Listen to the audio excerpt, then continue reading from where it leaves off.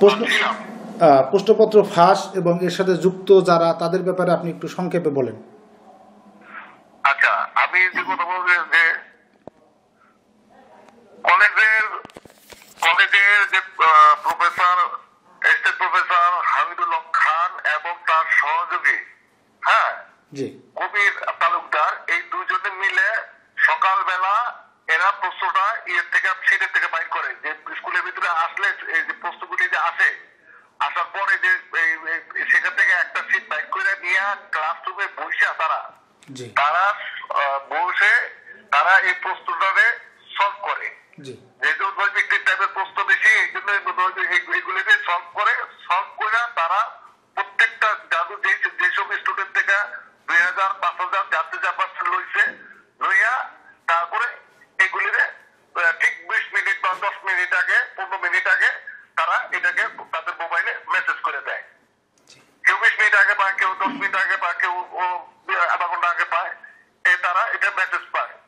মেসেজটা পাইলে তারা পরীক্ষা হলে ওই আধা ঘন্টার ভিতরে সমস্ত সলভ করা এগুলিরে দেখা তারা পরীক্ষা দিছে।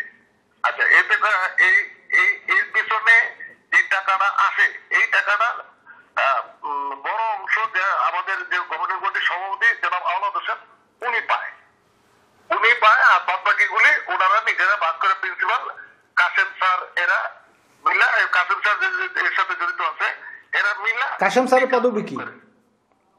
কাসেম স্যার তিনি হলো শাখা প্রধান। আচ্ছা, এর সাথে যুক্ত আশেপাশে কোনো স্কুলের শাহজাহানপুর কলোনি বা মতিঝিল কলোনি এরকম কোন স্কুলের কার নাম জানা আছে আপনার? এরা যুক্ত আছে, কারণ ব্যাপার হচ্ছে কি আমাদের এরা করে কি মানে শাহজাহানপুর কলোনি বা আমাদের সিটগুলি তো এইসব বিষে গিয়ে পড়ে। জি, এইসব স্কুলেতে গিয়ে পড়ে।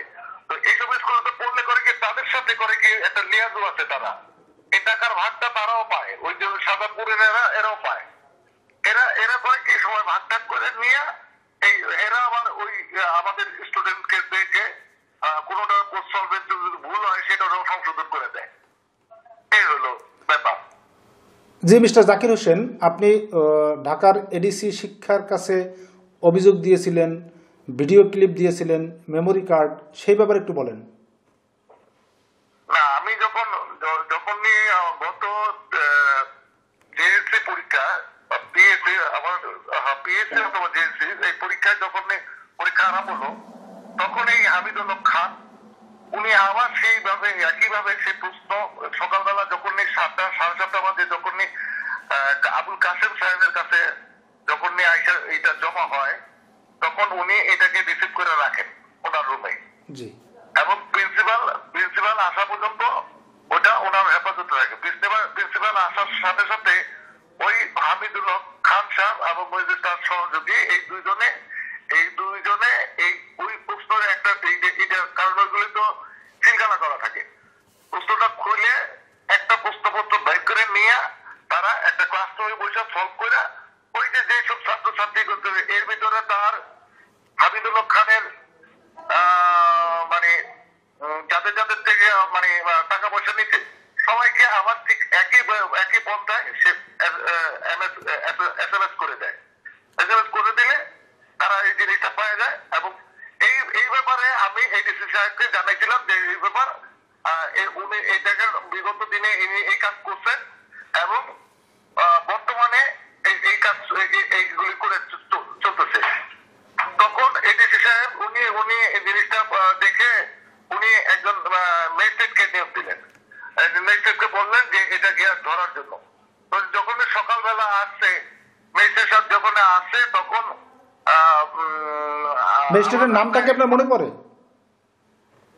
হ্যাঁ, মনে পড়ে না, তবে আমার যে ইসে আছে, আমার এক জায়গায় লেখা আছে, আমি যে পেপার গুলি খুঁজে বের করতেছি, ওনার নাম্বারও আছে, মোবাইল নাম্বারও আমার কাছে আছে।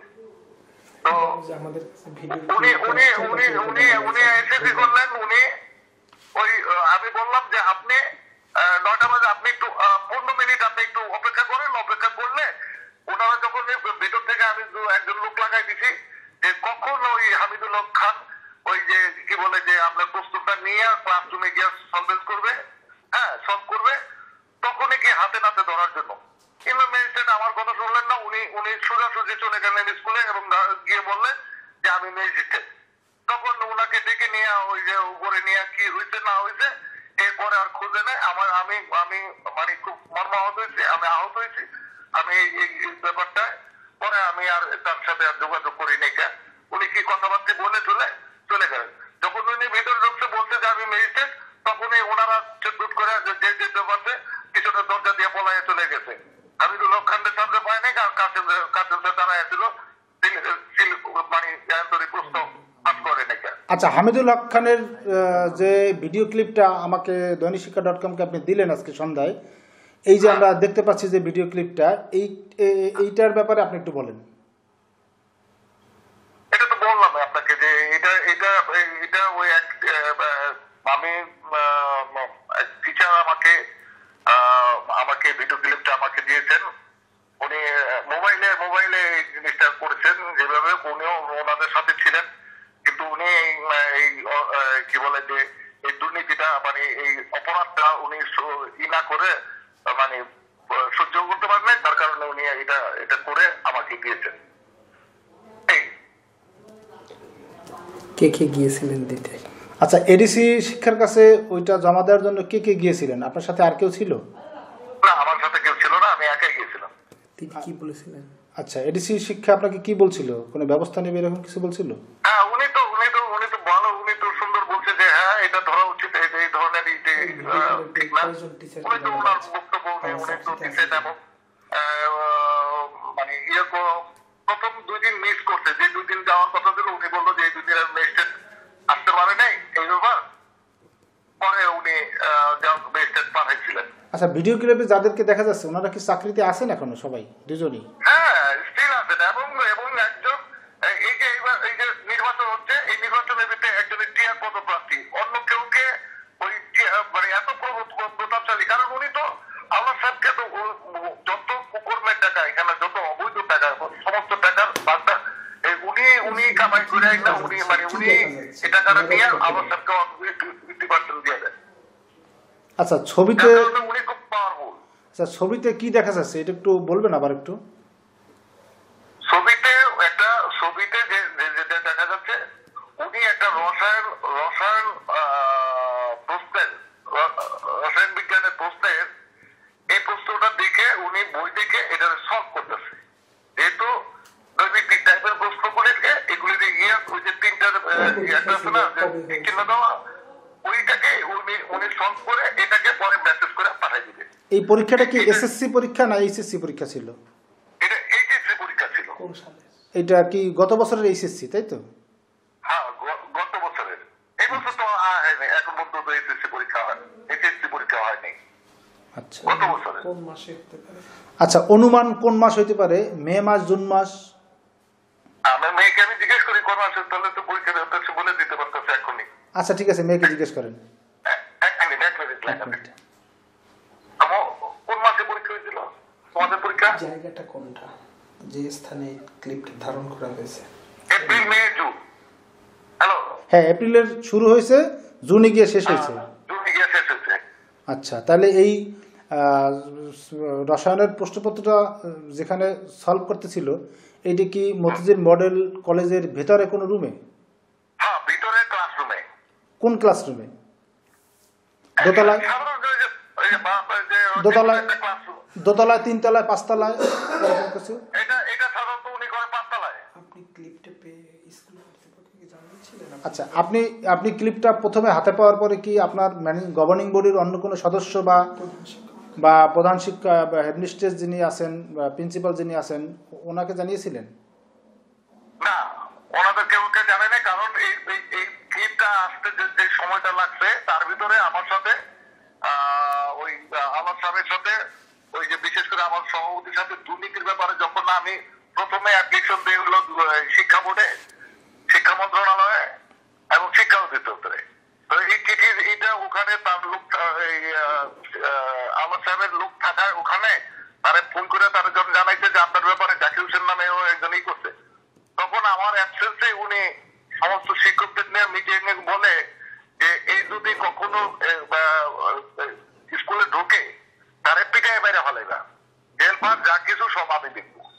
এই কথা বলার যখন আমার কানে আসছে, এটার অডিও ক্লিপও আমার কাছে আছে।